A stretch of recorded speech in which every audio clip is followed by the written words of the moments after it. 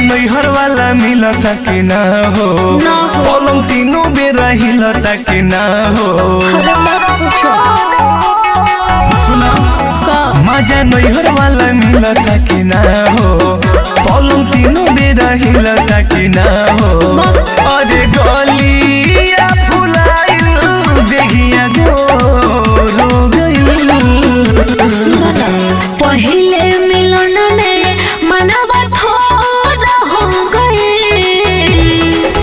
देहिया साल भीतरे लड़कोर हो गई। पहिले मिलन में मनवा थोर हो गई। देहिया साल भीतरे लड़कोर हो गई। बुझला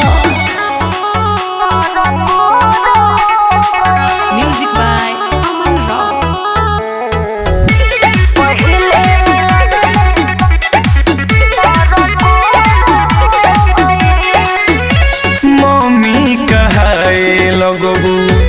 आई उहो दिन हो रहे उपजाओ हमार पहिले से जमीन हो। अच्छा लल्ली आई का मम्मी कहाए लगबू अच्छा आई उहो दिन हो रहे उपजाओ हमार पहिले से जमीन हो। अरे पहिले हो गइल पहिले मिलन में मनव थोर हो गए। देहिया साल भीतरे लड़कोर हो गए।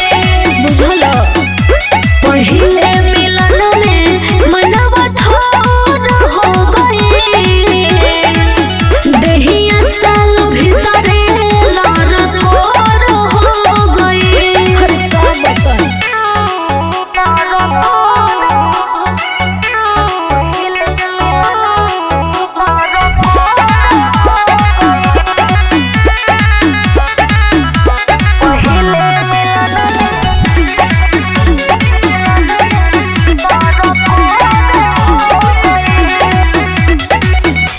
पियावा से गोद भरवलू कोइलू नहीं याद दूसरा